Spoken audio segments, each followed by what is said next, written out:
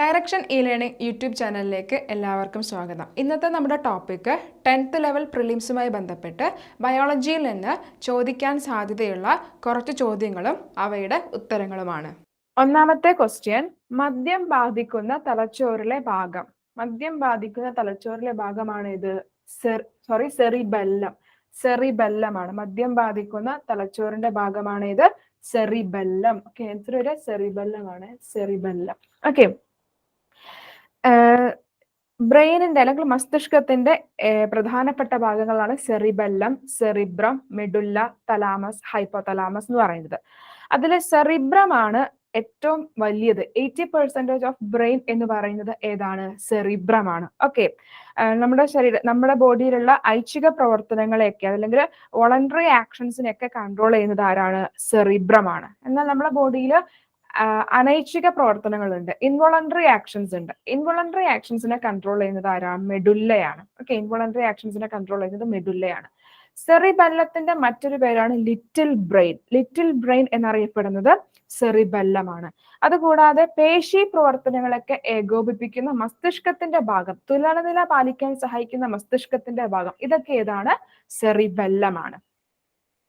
Next question, മനുഷ്യ ശരീരത്തിലെ ഏറ്റവും വലിയ അന്തസ്രാവി ഗ്രന്ഥി ഏത്? മനുഷ്യ ശരീരത്തിലെ ഏറ്റവും വലിയ അന്തസ്രാവി ഗ്രന്ഥി അത് തൈറോയിഡ് ഗ്രന്ഥിയാണ്. ഏറ്റവും വലിയ അന്തസ്രാവി ഗ്രന്ഥി തൈറോയിഡ് ഗ്രന്ഥിയും ഏറ്റവും ചെറിയ അന്തസ്രാവി ഗ്രന്ഥി പീയൂഷ ഗ്രന്ഥിയുമാണ്. ചെറുത് പീയൂഷ ഗ്രന്ഥി അല്ലെങ്കിൽ പിറ്റ്യൂട്ടറി ഗ്ലാൻഡുമാണ്.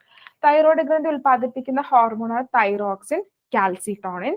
തൈറോയിഡ് ഗ്രന്ഥിയിൽ കാണപ്പെടുന്ന മറ്റൊന്നാണ് പാരാതൈറോയിഡ് ഗ്രന്ഥി. പാരാതൈറോയിഡ് ഗ്രന്ഥി ഉൽപ്പാദിപ്പിക്കുന്ന ഹോർമോണാണ് പാരാതോർമോൺ. പാരാതോർമോണും കാൽസിട്ടോണിനും കാൽസ്യത്തിന്റെ അളവിനെ ക്രമീകരിക്കാൻ സഹായിക്കുന്നതാണ്. ഓക്കെ, നെക്സ്റ്റ് ക്വസ്റ്റ്യൻ, താഴെ പറയുന്നവയിൽ DTP വാക്സിൻ ഫലപ്രദമല്ലാത്തത് ഏത് രോഗത്തിനാണ്? DTP വാക്സിൻ ഫലപ്രദമല്ലാത്തത് ഏത് രോഗത്തിനാണ്? DTP വാക്സിനിൽ ഡി എന്ന് പറയുന്നത് ഡിഫ്തീരിയ. ഡിഫ്തീരിയക്കെതിരെ അത് ഫലപ്രദമാണ്. ടി എന്ന് പറയുന്നത് ടെറ്റനിക്കും ഫലപ്രദമാണ്. ടി എന്ന് പറയുന്നത് പെർട്ടൂസിസ് അഥവാ വില്ലൻ ചുമ, അതിനും ഫലപ്രദമാണ്. അപ്പൊ ഫലപ്രദമല്ലാത്തത് ഏതാണ്? പോളിയോക്കെതിരെയാണ്. പോളിയോക്കെതിരെ DTP വാക്സിൻ ഫലപ്രദമല്ല. ഓക്കെ, പിന്നെ ഇതില് ടെറ്റനി അല്ല കേട്ടോ, ടെറ്റനസ് ആണ്.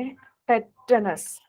ഓക്കെ, അപ്പൊ വില്ലൻ ചുമ, ഡിഫ്തീരിയ, ടെറ്റനസ് എന്നിവയ്ക്ക് ഫലപ്രദമായിട്ടുള്ള വാക്സിനാണ് DTP, എന്നാൽ അത് പോളിയോക്കെതിരെ ഉള്ളതല്ല.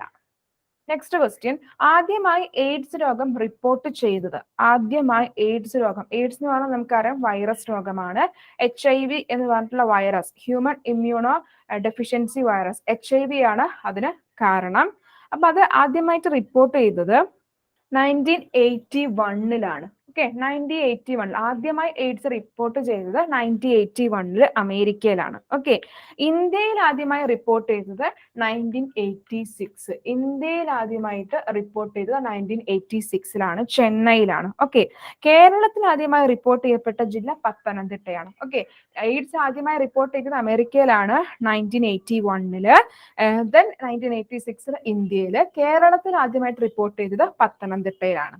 ഇന്ത്യയിൽ തമിഴ്നാട്, ചെന്നൈ.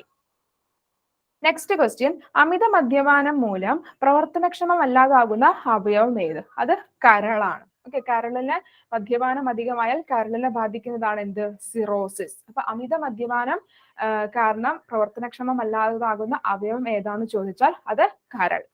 നെക്സ്റ്റ് ക്വസ്റ്റ്യൻ, തന്നിരിക്കുന്നവയിൽ വിറ്റാമിൻ എയുടെ കുറവ് മൂലം ഉണ്ടാകുന്ന രോഗം ഏത്? ഈ കൊടുത്തിരിക്കുന്ന ഓപ്ഷൻസ് മുഴുവൻ വിറ്റാമിൻ ഡെഫിഷ്യൻസി ആയിട്ടുള്ള ഡിസീസസ് ആണ്. അതിൽ എയുടെ അഭാവം മൂലം ഉണ്ടാവുന്നതാണ് ഇത് സിറോഫ്താൽമിയ.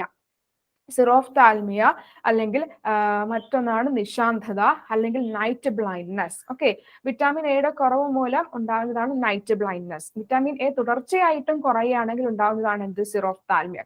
കണ്ണ് വരണ്ടു പോവും, പിന്നീട് അത് കാഴ്ചശക്തി ഇല്ലാണ്ടാവുകയും ചെയ്യും. ഓക്കെ, അതുപോലെ മറ്റൊരു വിറ്റാമിൻ ഡെഫിഷ്യൻസി ഡിസീസ് ആണ് കണ അഥവാ റിക്കറ്റ്സ്. അത് വിറ്റാമിൻ ഡിയുടെ അഭാവം മൂലം ഉണ്ടാകുന്നതാണ് എന്ത്? കണ അഥവാ റിക്കറ്റ്സ്. കുട്ടികളെയാണ് അത് ബാധിക്കുക. എല്ലിനാണ്, കുട്ടികളിൽ തന്നെ എല്ലിനെ ബാധിക്കുന്ന ഒരു അസുഖമാണ് എന്ത്? കണ എന്ന് പറയുന്നത്. ഓക്കെ, മറ്റൊരു അസുഖമാണ് സ്കാർബി. വിറ്റാമിൻ സിയുടെ ഡെഫിഷ്യൻസി മൂലം ഉണ്ടാവുന്നതാണ് സ്കാർബി. നാവികരുടെ പ്ലേഗ് എന്നാണ് സ്കാർബി അറിയപ്പെടുന്നത്. വിറ്റാമിൻ സി അറിയപ്പെടുന്നത് അസ്കോർബിക് ആസിഡ്. ദെൻ ബെറിബറി എന്ന് പറയുന്നത് വിറ്റാമിൻ ബിയുടെ ഡെഫിഷ്യൻസി മൂലം ഉണ്ടാവുന്ന രോഗമാണ് എന്ത്? ബെറിബറി. ഓക്കെ, ബെറിബറി എന്ന് പറയുന്നത് വിറ്റാമിൻ ബി ഡെഫിഷ്യൻസി ആണ്.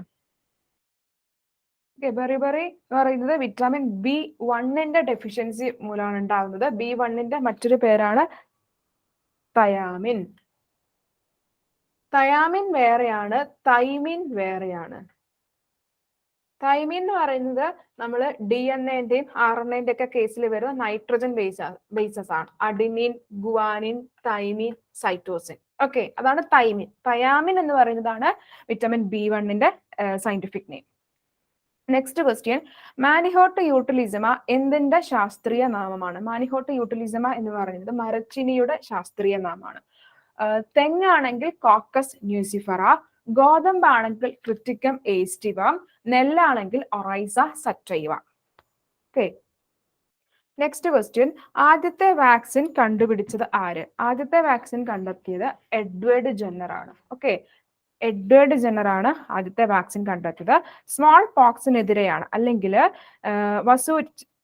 വസൂരിക്കെതിരെയാണ് അദ്ദേഹം എന്ത് കണ്ടെത്തിയത്? വാക്സിൻ കണ്ടെത്തിയത്.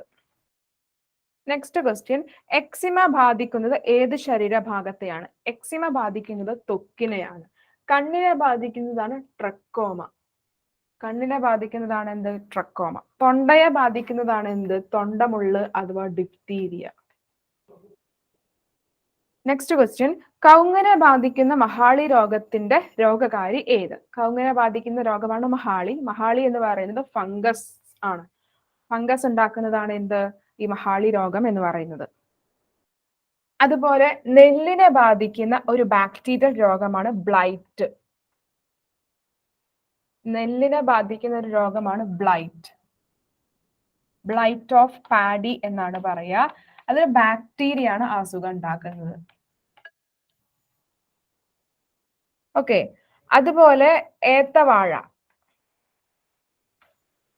ബഞ്ചി ടോപ്പ് ഓഫ് ബനാന എന്നാ പറയാ. ബഞ്ചി ടോപ്പ് അതുണ്ടാക്കുന്നതും ബാക്ടീരിയ ആണ്.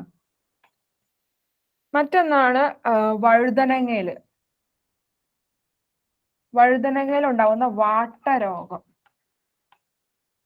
വിൽറ്റ് ഡിസീസ്, അതും ബാക്ടീരിയ ആണ് ഉണ്ടാക്കുന്നത്. അതുപോലെ പുകയില, മരച്ചീനി, അതിലൊക്കെ മൊസൈക്ക് രോഗം ഉണ്ടാക്കുന്നത് വൈറസ് ആണ്. പുകയില, മരച്ചീനി